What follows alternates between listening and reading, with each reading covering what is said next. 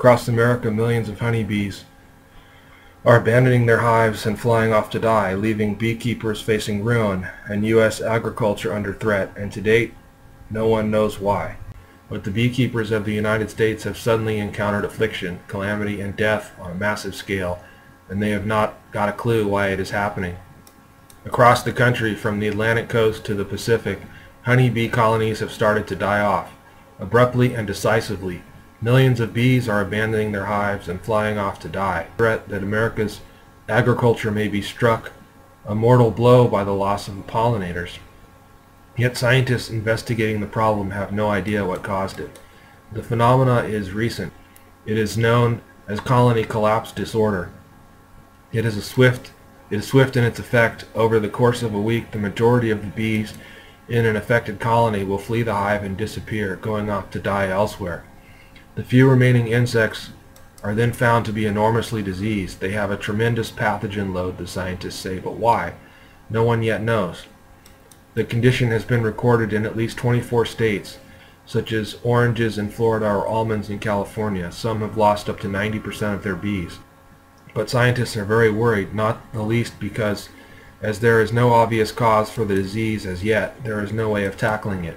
If insect disease is ever to hit the U.S., and it has the potential to devastate the U.S. beekeeping industry.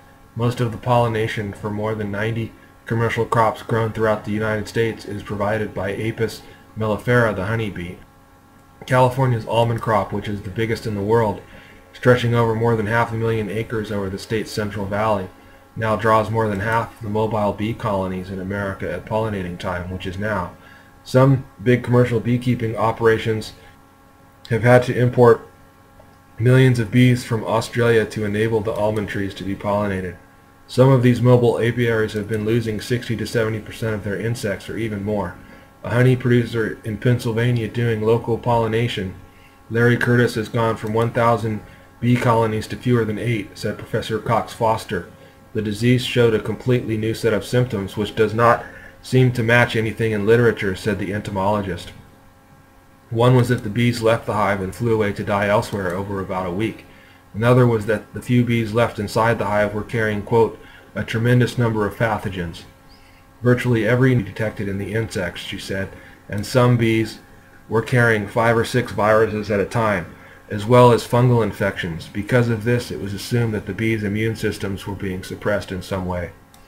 Professor Cox Foster went on, and another unusual symptom which makes this very different is that normally when a bee colony gets weak and its numbers are decreasing, other neighboring bees will come and steal the resources. They will take honey and the pollen. Other insects like to take advantage too, such as the wax moth or the hive beetle, but none of this is happening. These insects are not coming in. The scientists involved in the working group were surveying the dead colonies, but did not think the cause of the deaths was anything brought in by beekeepers, such as pesticides, she said.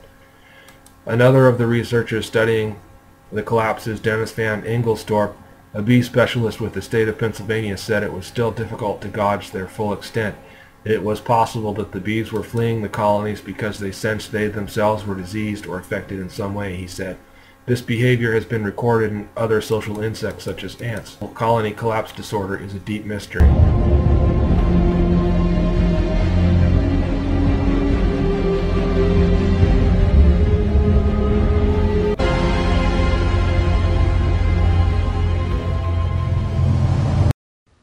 And British beekeepers are alarmed at the rapid decline of the honeybee population. They claim the world's food supply is at risk.